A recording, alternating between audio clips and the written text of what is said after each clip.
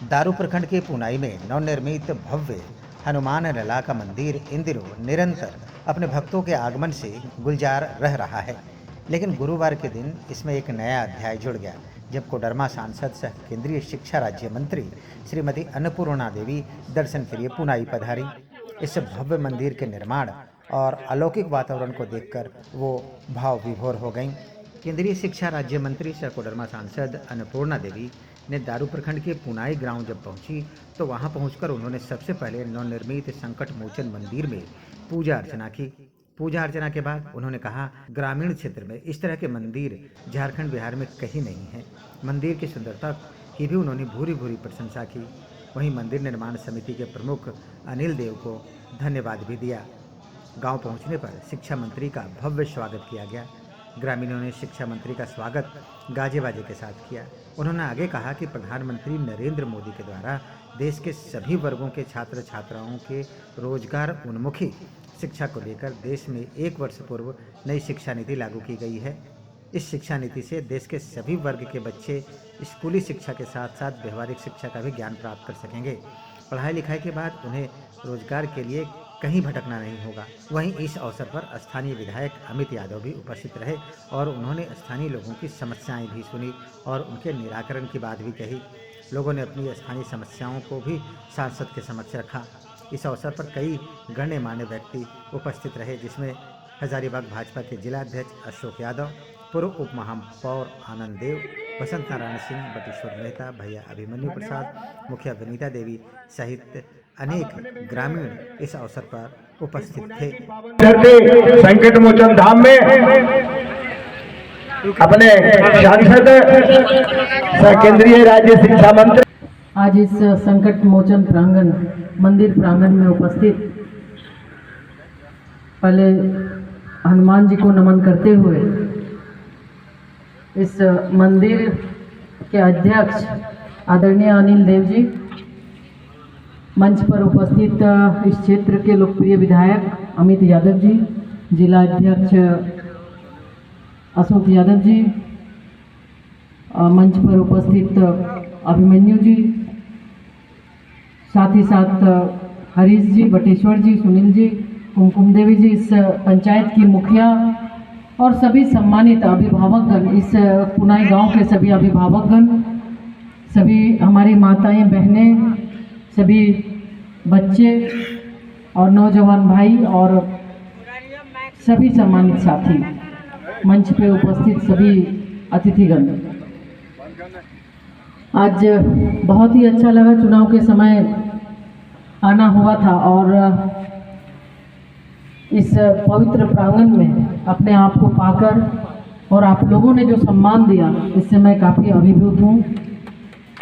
और साथ ही साथ आप सभी को नमन भी करती हूँ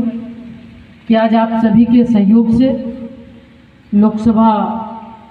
जाने का मौका मिला और साथ ही साथ लोकसभा जाने के बाद आदरणीय प्रधानमंत्री जी ने इस क्षेत्र का सम्मान बढ़ाते हुए अपने कैबिनेट में स्थान दिया। तो इसके लिए पहले आप सभी के प्रति आभार और फिर आदरणीय प्रधानमंत्री जी के प्रति आभार। और वाकई में चाक का हमेशा किसी न किसी बहाने चाक का दौरा हमेशा होता रहता है और जिस तरह से यहाँ देखते हैं कृषि के क्षेत्र में लोग आगे हैं, शिक्षा के क्षेत्र में भी आगे हैं, धर्म के क्षेत्र में भी आगे हैं। और ख़ास करके पुनाई की बात करें तो निश्चित रूप से पुनाई गांव पहले से ही बहुत ही संपन्न रहा है। शिक्षा के मामले में माता सरस्वती का वास इस गांव में है और अब साथ साथ सरस्वती माता के बाद अब संकट मोचन है, तब तो कुछ कहना ही नहीं है। सबकी रक्षा सुरक्षा के लिए हनुमान जी स्वयं साक्षात यहाँ पे हैं। तो निश्चित रूप से भगवान से यही प्रार्थना है कि इसी तरह दिन दूनी रात चौगुनी ग्रामीणों की तरक्की करते रहे, भगवान का आशीर्वाद हमेशा बना रहे और लोग निरंतर प्रगति के पथ पर आगे बढ़ते रहे। क्योंकि कार्यक्रम आगे भी है, बारिश भी हो रही है, इसलिए बहुत ज़्यादा ना कहते हुए कुछ समस्या की ओर बसंत जी ने इंगित किया है। अगर ना बोले तो बाद में बसंत जी बहुत बोलेंगे हमको। तो बिल्कुल सड़क के बारे में विधायक जी ने कहा ही, और एक प्रतिनिधि होने के नाते हमेशा ये प्रयास करते हैं कि क्षेत्र की जो समस्या है, क्षेत्र की समस्या के बारे में जब भी अवगत आप कराते हैं तो कैसे किस विभाग के माध्यम से, राज्य सरकार के स्तर से, जिला स्तर से कैसे उस समस्या का समाधान करें, इस दिशा में प्रयास करते हैं। और अब आने वाले समय में भी जो एक दायित्व मिला है, बहुत ही महत्वपूर्ण दायित्व आदरणीय प्रधानमंत्री जी ने दिया है, और ये दायित्व सिर्फ हम नहीं अकेले निर्वाह कर सकते, इसमें आप सभी का सहयोग अपेक्षित है, सभी का सहयोग अनिवार्य है, क्योंकि शिक्षा जो कि मूल पूंजी है और शिक्षा से ही हम आगे बढ़ सकते हैं। शिक्षा से ही समृद्धि भी आएगी, शिक्षा से तरक्की आएगी, शिक्षा से ही जागरूकता भी आएगी, शिक्षा से ही हम आगे बढ़ सकते हैं। तो इस दिशा में हर किसी के सहयोग की आवश्यकता है। आदरणीय प्रधानमंत्री जी की भी सोच है कि हम कैसे अपने बच्चों को, सुदूर गांव में रहने वाले, चाहे वो किसी भी समाज के, दलित हों, आदिवासी हों, ओबीसी हों, सामान्य वर्ग, किसी भी वर्ग के, किसी भी समाज के बच्चे हों, उनको अच्छी और गुणवत्ता युक्त शिक्षा कैसे दें। और इसी के तहत आपने देखा कि पिछले साल राष्ट्रीय शिक्षा नीति 2020 आया है, 1 साल राष्ट्रीय शिक्षा नीति के आए हुए हुआ, और यह शिक्षा नीति हमारे बच्चों के लिए बहुत ही अच्छा है, क्योंकि बच्चों को अपनी भाषा में पढ़ने का उसमें मौका मिलेगा,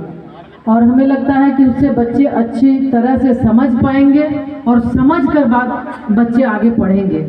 अभी बहुत समय ऐसा बहुत जगह गांव में भी देखने को मिलता है कि अच्छे ढंग से समझ नहीं पाते हैं, जिसकी वजह से बच्चे स्कूल भी जल्दी नहीं जाना चाहते हैं, कभी कभी बीच में भी स्कूल छोड़ देते हैं। लेकिन ये नई जो राष्ट्रीय शिक्षा नीति है, इसके माध्यम से पढ़ाई के साथ साथ रोजगारोन्मुखी शिक्षा की भी कल्पना इस नीति में की गई है, और आदरणीय प्रधानमंत्री जी की सोच है स्कूल और स्किल दोनों को ही साथ साथ लेकर, ताकि हमारे बच्चे जब पढ़ाई करें तो किताबी शिक्षा के साथ साथ व्यवहारिक शिक्षा भी उसे मिले, क्वालिटी एजुकेशन भी उसे मिले, सामाजिक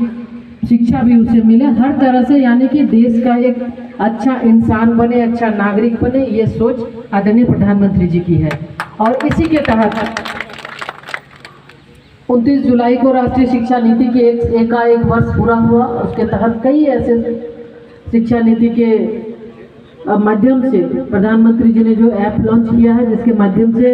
बच्चों को बहुत कुछ, जो हमारे बच्चे जो दिव्यांग बच्चे हैं उनके लिए भी इस शिक्षा नीति में व्यवस्था की गई है कि वो भी एक जगह स्कूल में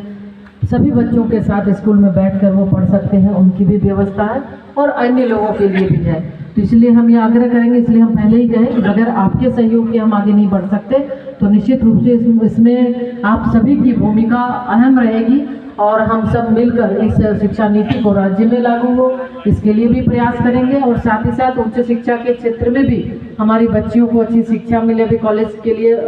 बसंत जी बोल रहे थे, तो बिल्कुल इसके बारे में एक बार हम लोग बैठ के बात करेंगे, और निश्चित रूप से जब जमीन आपके पास है तो फिर आगे की कोई समस्या नहीं आएगी, उस दिशा में भी बात करके एक कमेटी बने, और फिर जो प्रोसेस होगा उसके तहत उसमें काम करेंगे। और ये सरकार की प्राथमिकता है कि हर जगह, हर एक जगह अच्छी स्कूल हो, बच्चों के पढ़ाई के लिए, बच्चियों के लिए भी समुचित व्यवस्था हो। कस्तूरबा की व्यवस्था इसके लिए की गई है, नवोदय और केंद्रीय विद्यालय की भी स्थापना इसके तहत की गई है कि एक अच्छी शिक्षा मिल सके। तो निश्चित तौर पर आने वाले समय में विभाग को जानने समझने का भी प्रयास कर रहे हैं, और जो भी संभव हो सकता है बिल्कुल शिक्षा के क्षेत्र में आप सभी का सहयोग लेकर काम करने का प्रयास करेंगे। तो बहुत कुछ ना करते हुए फिर से मंदिर निर्माण समिति, हम आनंद देव जी से के प्रति हम आभार व्यक्त करते हैं, पूरी टीम के प्रति आभार व्यक्त करते हैं कि बहुत अच्छा, जिस तरह से जो मंदिर का निर्माण आपने यहाँ पे कराया है, वाकई में अगर हम देखें तो झारखंड में गिने चुने जो मंदिर है उसमें से एक आपका ये पुनाई मंदिर भी आएगा। तो ये बहुत ही अच्छी सौगात आपने दिया है, और सिर्फ पुनाई के लिए नहीं बल्कि पूरे इस क्षेत्र के लोगों के लिए दिया है, बहुत अच्छा है। और जितना भी आपके बारे में आपकी तारीफ कम है, तो निश्चित रूप से जिस तरह से, जिस लगन मेहनत के साथ आपने मंदिर का निर्माण कराया है, ईश्वर से यही प्रार्थना है कि इसी तरह आप आगे बढ़ें, और इसी तरह समाज के काम में आप निरंतर लगे रहें, दिन दूनी रात चौगुनी आपकी तरक्की हो, और ईश्वर आपको और शक्ति दे, और आपके साथ साथ पूरी